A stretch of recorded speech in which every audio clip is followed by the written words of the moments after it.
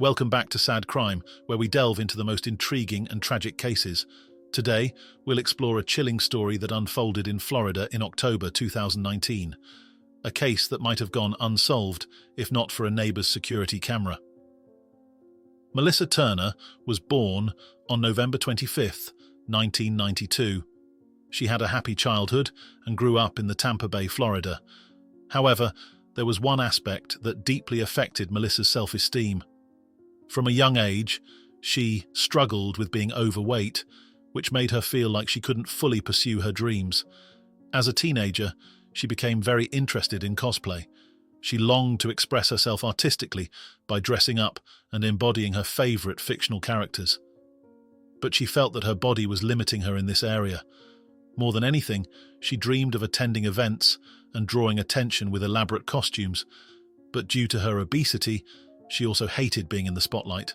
Melissa completed a bachelor's degree in business, but it came at a cost: $26,000 in student loan debt.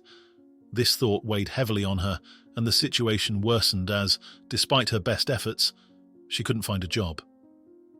During this time, she experienced several depressive episodes, but the thought of a better future and setting clear goals helped her get out of bed each day. She believed that, despite everything, she could lose weight and build the career of her dreams. Over the next 2 years, she managed to turn her life around. Drawing inspiration and motivation from online blogs and vlogs, she lost 100 pounds and finally began to like herself. This gave her a huge boost in confidence, and she finally felt that she could pursue her dreams. After her transformation, she enjoyed being in the spotlight and had no reservations about showing herself both in person and later to a larger audience. In 2014, 22-year-old Melissa met a girl who worked as a video model, also known as a cam girl. During live streams, she would undress and perform tasks requested by viewers. For the first time, Melissa was introduced to the world of creating adult content. She learned firsthand what the job entailed and, most importantly, how much money could be made. She immediately thought this was the job for her, as she had experience with dressing up and posing in front of the camera. She also knew that people liked her and that there would be those willing to pay her to show as much as possible, and she needed the money to pay off her debts, which her current part-time job didn't allow. The day after that meeting, she got to work. She created profiles on social media and adult sites, hiding behind the pseudonym Two Thorned Rose. She developed her business over the following years and could be said to have found considerable success. She was able to support herself, make new connections with other creators in the industry, and build her self-esteem. Additionally, on her YouTube channel, she shared her daily life, focusing mainly on fitness and art. She also went by the pseudonym Two Thorned Rose, or simply Rose, which was actually her real middle name. However, when her YouTube channel was taken down, she focused on streaming on Twitch and posting on her own website, where she primarily shared erotic content with cosplay elements, often dressing up as various villains. During this time, Melissa was dating Cameron Walega. Cameron, a man who says he dated Turner, recalled her interest in fitness after she lost 100 pounds. He also remembers when she created a second blog with sexually explicit content. Officially, Melissa cosplayed characters like Daphne from Scooby-Doo and Misty from Pokemon, but according to Cameron, she posted adult content. He says he noticed a change in her personality shortly after starting that blog. And the more success she found, the more unstable she became. Eventually, the couple parted ways. They also closed their joint business, which involved running a photography studio and renting equipment for various video and photo shoots. After several years in the video modeling industry, the market started to change. More and more women entered the scene, and Melissa had to work harder to keep her fans' attention. 2017, however, turned out to be a good year for her. Melissa underwent 2 cosmetic surgeries to enhance her waist and thighs.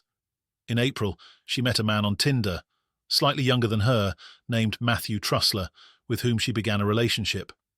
Matthew was born in Hopkinton, Massachusetts, on January 11, 1994. Although his parents separated not long after, they successfully co-parented Matthew and his older brother, Sean, in the Middlesex County area. The siblings were blessed with unwavering support from both parents. Matt graduated from Westfield State University and later moved to Florida. Those close to him described him as hard-working and family-oriented. When he met Melissa, he believed he had found the woman of his dreams. Matt was aware of Melissa's career and supported her work, even appearing in some of her videos. After a year and a half of dating, the couple bought a house together on White Barn Way in Riverview, Florida. The house, located in a gated community, had 4 bedrooms and a private pool. They supported one another and were committed to building a life together, so it came as no surprise when they announced their engagement. They lived in the house with their husky and 4 cats. Both of them posted online about how happy they were, but as is often the case, the picture-perfect posts didn't quite match the reality of their relationship. No one is perfect, of course, but according to Matt's loved ones, their relationship was far from ideal, with some even calling it toxic. Neighbours frequently overheard loud arguments, shouting, and the sound of things being broken. This deeply concerned Matt's parents and his older brother Sean. They noticed that over time, Matt was becoming more distant and starting to isolate himself. They feared that his relationship with Melissa was pulling him away from his closest family members. By September 2018, although Matt and Melissa had not announced any breakup, there were signs that things were not going well between them. Matt posted a cryptic message on Facebook that read, "Don't be a fool and blame others. Fight your own war." It's unclear what he was referring to, but a month later, a devastating tragedy struck.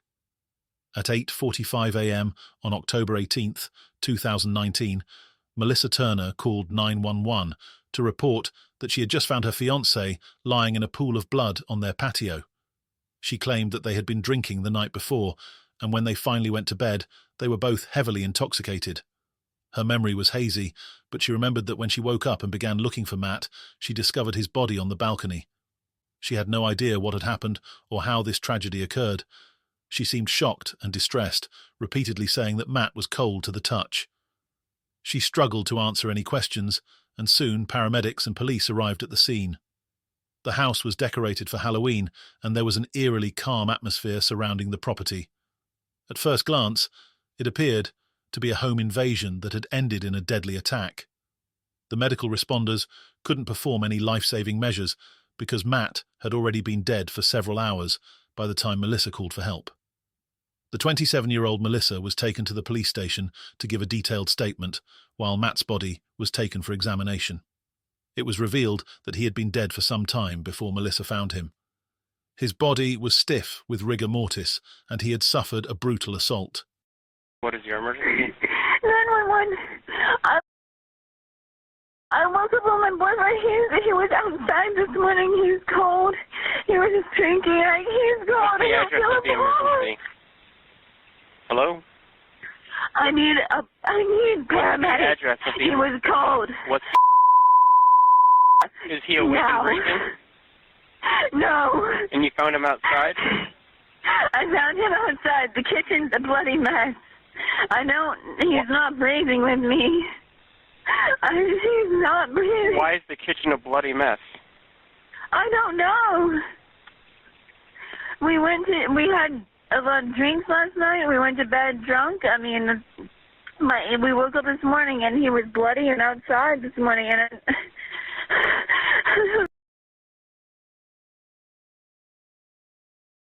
Matt had defensive wounds on his right forearm, indicating that he had tried to protect himself from the attack. He also had a gaping wound on his chest, a deep cut on his right arm, and a stab wound in the middle of his back. The medical examiner determined that the cause of death was a cut to the arm that severed the cephalic vein. Matt's family was devastated by the news of his tragic death. His brother, along with his fiancée Jennifer, immediately had doubts about the story of a random attack. Matt's family was united in their belief that Melissa was behind his death, even going so far as to say that she had taken him away from them long before she took his life. A few hours after calling the police, Melissa was brought in for questioning. She appeared distraught and maintained from the start that she found her fiancé's body when she woke up that morning. What she didn't know was that the police already had evidence that contradicted her version of events entirely. Detectives eventually obtained surveillance footage that captured far more than Melissa was initially willing to admit. A detective assigned to search the neighborhood for evidence noticed a security camera belonging to a neighbor that might have had a view of the area surrounding Matt and Melissa's home. The neighbor agreed to share the footage, and although the incident wasn't captured visually due to a tall wooden fence around the property, the audio picked up terrifying screams.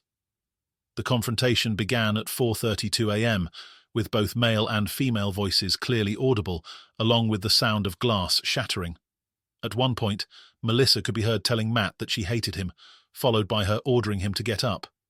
At 4:45 a.m., there was a loud final scream of "No," after which Melissa could be heard saying, "What have I done?"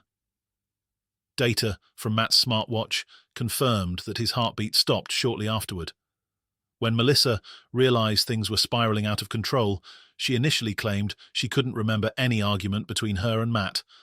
Eventually, however, she changed her story and shared what she said was her truth. Melissa claimed that Matt had spent the night away from home and returned drunk early that morning. A fight ensued, which escalated, and she alleged that Matt started hitting her before going to the kitchen to grab a knife. Fearing for her life, she tried to defend herself. She claimed she grabbed the knife by the blade and, despite the pain, managed to wrest it from Matt. She said Matt then began choking her, at which point she stabbed him in the back in self-defense. This version of events aligned somewhat more closely with the evidence found at the crime scene. Melissa was arrested and charged with second-degree murder. While there was no doubt that Matt had died at the hands of his fiancée, the question remained, was this cold-blooded murder or self-defense? Melissa maintained her innocence, asserting in numerous interviews that she acted only to protect herself. I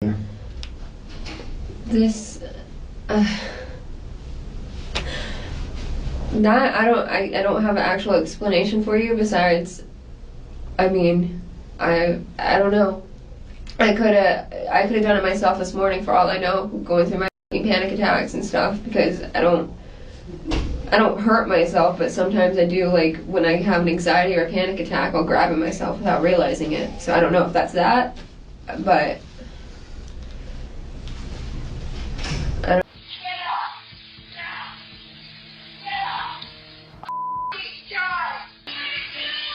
About what happened around 4 o'clock this morning. 4 o'clock? What happened at 4 o'clock? I don't know, that's what I'm asking you. I don't know either. Why?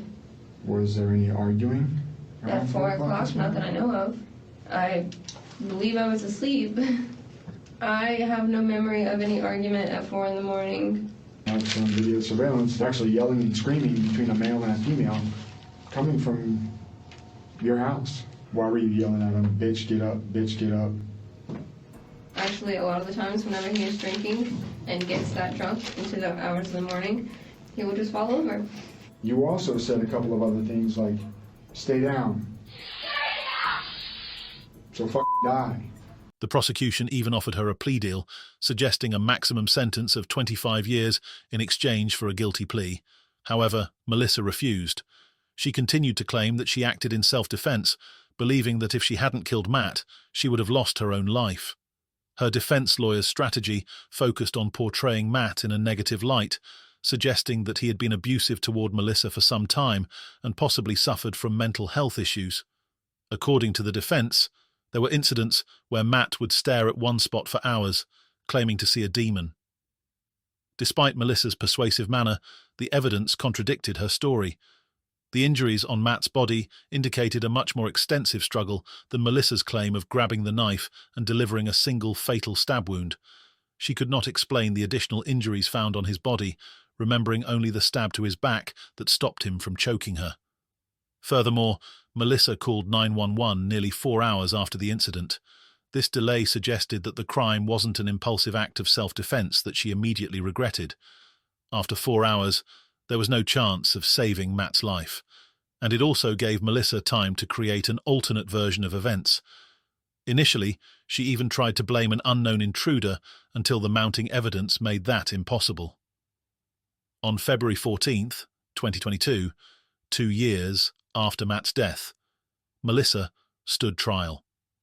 The prosecutor argued that it was possible Melissa, under the influence of alcohol, lost control when Matt returned home late.